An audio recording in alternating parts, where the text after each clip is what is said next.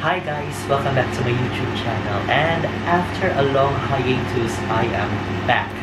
So if you don't know the meaning of the word hiatus, you better check out my video right here, and don't forget to comment and subscribe to my YouTube channel.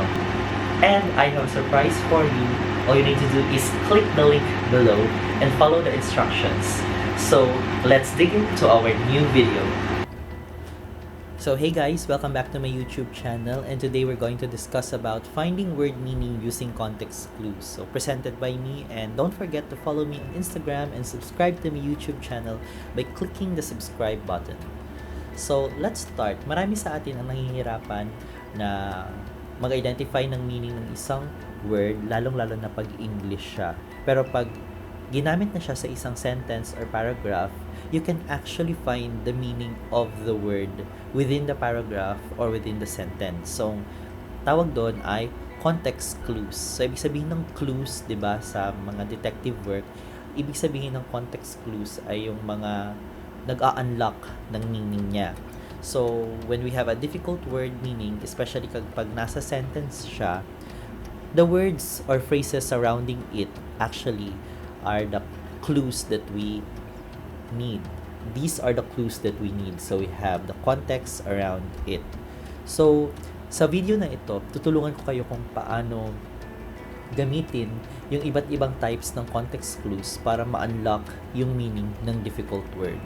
So let's start. We have types of context clues. So apat po ang i-present ko sa inyo ngayon. We have rewording, synonym, antonym, and example. Let's start with rewording. Rewording is when the difficult word is stated in another way that is typically easier to understand. Sometimes it is the direct definition of the word. So, to further illustrate or set an example for this type of context clue, we have our practice sentence number 1. We have the lush and fecund garden is full of vibrant flowers, trees, and abundant fruits. So, from the choices, we have fertile, sad, developed, and barren. Ano kaya yung ating context clue dito? So we have the context clue, we have full of vibrant flowers, trees, and abundant fruits. So the fecund meaning is full of vibrant flowers, trees, and abundant fruits. Which among these words relate to our sentence? So the answer would be letter A. It is fertile because since it is full of vibrant flowers, trees, and abundant fruits, it is a fertile garden. Therefore, the meaning of fecund is fertile. Now we have practice sentence number 2. The participants wanted to have a hiatus from the boring lecture, so they requested a short break to go to the bathroom. So, continuous activity, pause, and long speech. So, what is the context clue here? The context clue here would be a short break. So, a short break, which among the choices relate to a short break? It means a pause, right? So, the answer is pause. So, the meaning of a hiatus is pause. So, for the next context clue, we have the synonym. So, from the word itself, synonym is one or two words that mean almost the same as the one as the difficult word. So, it pretty much unlocks the true meaning of the word. So, kasing kahulugan ng difficult word natin ay nandoon na rin sa sentence. So, for the practice sentence number 1 for synonym, we have the young girl was very aloof because she always appears to be uninterested, unsociable, and unapproachable. So, we have friendly, warm, unfriendly, or lively. So, aloof, using synonym context clue, which of these words are the synonym of aloof, which is found in our sentence? So these are uninterested, unsociable, and unapproachable. These actually are synonyms for aloof. So the correct answer is unfriendly. So aloof means unfriendly. Although all of these have nearly the same meaning as the word aloof. So we have practice sentence number 2. The mountain pass was a tortuous road, winding and bending like a snake around the trees of the mountainside. So what do we mean by tortuous? So the words here that unlock the meaning of tortuous as synonyms are winding and bending. So if they are winding and bending, they are not straight roads. So ibig sabihin, they are twisting roads. So tortuous means twisting. That's how we use synonyms in order to find the difficult meaning of the word. Now we have antonyms. Antonyms, meanwhile, is a context clue, one or two words that mean the opposite as the difficult word.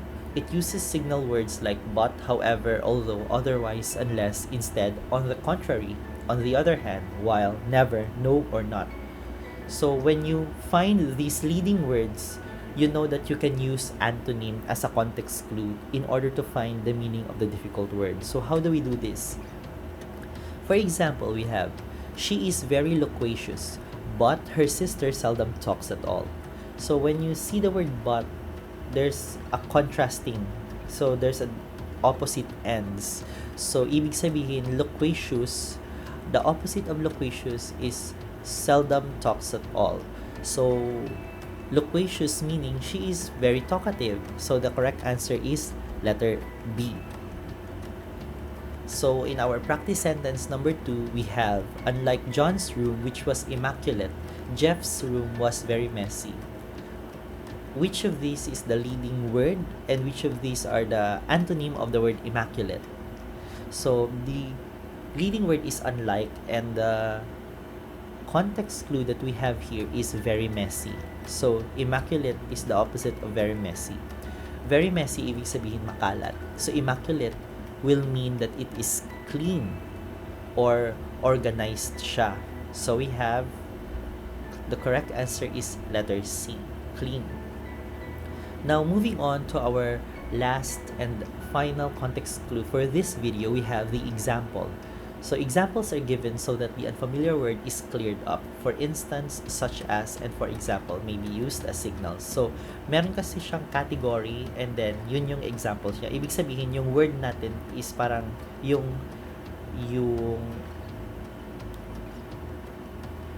broad na topic or yung main topic, and then yung examples, yun yung kanyang context clues. So we have practice sentence number 1. We have, we remembered to bring all the provisions such as food, water, and warm clothing on the hike. So the leading word here is such as, and then the context clues here are food, water, and warm clothing on the hike. So provisions is the main, kumbaga main topic natin ito, and then ang examples niya ay food, water, and warm clothing. Ano ba ang food, water, and clothing? Are they garbage? Are they cargoes? Are they supplies? Or are they ideas? So meaning they are supplies, kasi kapag cargo, malalaking materials yan or object. Pero sa food, water, and warm clothing, supplies lang siya kasi medyo maliliit lang. So provisions mean supplies. Practice sentence number 2, we have, celestial bodies, including the sun, moon, and stars, have fascinated man through the centuries. So celestial, the leading word here is including, and the context clues here are sun, moon, and stars. So celestial bodies, ang main topic natin at ang examples niya ay sun, moon, and stars. So what does this means? Sun, moon, and stars are located above or beyond our space or beyond our atmosphere. So meaning they are heavenly. In a sense, they are heavenly. So the meaning of celestial is heavenly. So that's how you use context clues in order to unlock the meaning of the difficult words. So my personal advice for you is to practice, and read more books. Yun nga, download nyo ang Merriam-Webster sa inyong cellphone para ma-check ninyo ang mga word for the day. And then, never stop learning, relearning, and unlearning. So, once again, don't forget to follow me on Instagram and subscribe to my YouTube channel. That's it. Hope to see you on my next video. And don't forget to subscribe to my YouTube channel. Bye!